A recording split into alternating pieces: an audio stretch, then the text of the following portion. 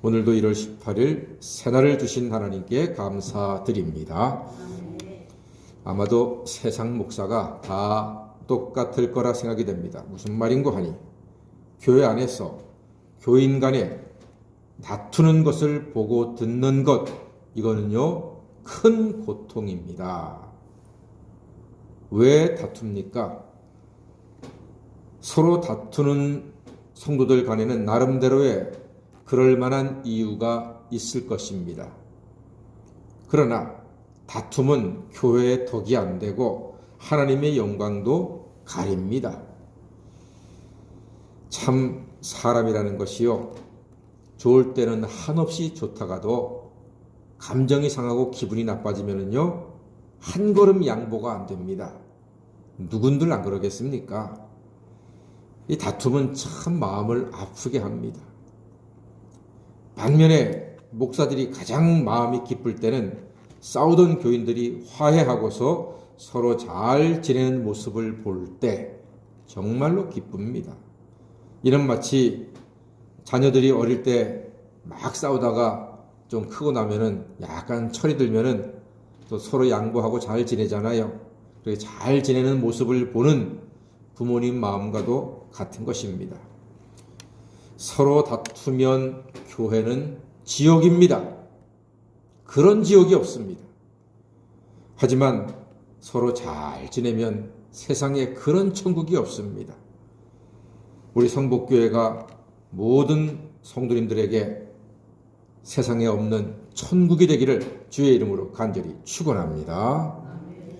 자, 왜 이 말씀을 드리는가 하니 빌립보 교회의 귀한 헌신자 두 여자 성도가 서로 너무 싸워서 로마에 있는 바울까지도 근심하게 했습니다. 교회 대표 권사 두 사람이 엄청나게 싸우는 거예요. 그래서 바울이 2절을 권면하고 있습니다. 자, 그 싸움의 두 주인공이 누구인지 볼까요? 2절입니다. 시작. 내가 유오디아를 권하고 순두개를 권하노니 주 안에서 같은 마음을 품어라. 아멘. 그 두 주인공은 유오디아 권사와 순두개 권사입니다. 이 두 사람이 너무 싸워대니까 사도 바울이 오죽하면은 이 편지에다가 유오디아와 순두개를 내가 권한다. 주 안에서 같은 마음을 품어라. 같은 주님의 보혈로 제사함 받고 같은 주님의 부활로 영생을 얻었는데 왜 싸우냐? 제발 싸우지 말아라 하고 지금 신신당부를 하고 있습니다. 그래야지만 다투지 않고 화해할 때 교회에 덕이 된다는 것입니다. 그래요. 싸움은 덕이 하나도 안 됩니다. 그러니까 유오디아와 순두개는 지금 덕을 세워야 합니다. 덕을 세워야 할 교회 핵심 권사들입니다. 여러분, 우리 교회가 지금 평안한 이유가 있습니다. 유오디게와 순두개, 이 사람들이 덕이 필요하잖아요. 유순덕, 유오디게와 순두개가 덕이 필요하다. 우리 교회 유순덕 집사님이 계시지 않습니까? 그러니까 우리 교회가 편할 수밖에 없어요. 같은 마음을 품고 서로 잘 지내야지 기쁨의 신앙생활을 할 수가 있습니다. 4절 말씀 보니까요. 주 안에서 항상 기뻐하라. 내가 다시 말하노니 기뻐하라 했습니다. 기쁨의 뿌리는 주님이십니다. 주님만을 바라보고 신앙생활을 해야지만 기쁨이 솟아납니다. 만약에 사람을 보거나 자기 자존심을 보면 기쁨을 찾지도 못하고 기쁨을 얻지도 못하는 것입니다. 사랑하는 여러분, 주님 바라보시고 신앙생활 하셔서 주님께 뿌리를 두고 주님이 주시는 기쁨으로 충만한 삶을 사시기를 간절히 소망합니다. 그런데 우리의 문제는 엉뚱한 데서 튀어나옵니다. 예수를 믿어도 염려거리가 생긴다는데 우리의 문제가 있습니다.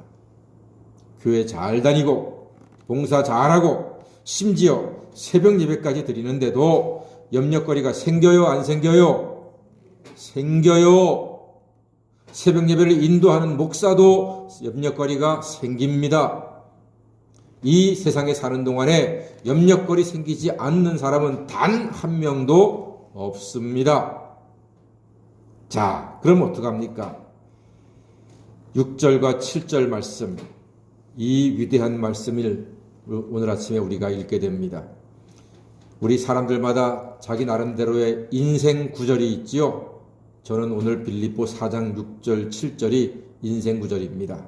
자, 읽어보겠습니다. 시작. 아무것도 염려하지 말고 다만 모든 일에 기도와 간구로 너희 구할 것을 감사함으로 하나님께 아뢰라.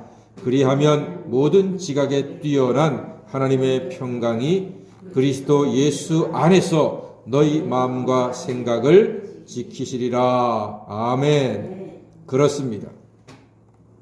저의 인생 구절입니다. 저는 이 말씀 때문에 신학교 때 신학을 포기하려고 했던 힘든 때가 있었는데 이 말씀 만난 다음부터 굳건하게 하나님 바라보고 의지하고 신학 공부 마칠 수가 있었고, 그 이후에도 목회하면서 힘들고 어렵고 염려거리 생길 때마다 이 말씀 붙잡고 지금까지 살아왔습니다. 그만큼 저에게는 소중한 말씀입니다. 자, 보세요. 여러분, 염려거리는 생겨납니다. 피할 방법이 없습니다. 이 땅에 사는 동안에는 염려거리를 만날 수밖에 없습니다. 염려거리 만나기 싫으면 어떻게 하면 되죠? 빨리 천국 가시면 됩니다. 그거 이외에는 염려거리를 피할 방법이 없습니다. 그러니까 이 땅에 호흡을 하고 밥을 먹고 사는 동안에 염려거리가 오면은 아멘 할렐루야 내가 살아있구나 이렇게 생각하시면 됩니다. 살아있는 사람은 염려거리를 만나게 됩니다. 자, 그럼 어떡합니까? 그렇다고 해서 염려거리가 기분 좋은 거 아니잖아요. 오늘 말씀 보니까 염려하지 말고 기도하고 간구하고 아뢰라 이렇게 말합니다. 그러니까 염려거리가 생기면은 기도하고 기도해라 이렇게 말하는 것입니다. 기도뿐입니다. 기도가 답입니다. 그런데 여러분, 기도가 쉬워요, 어려워요?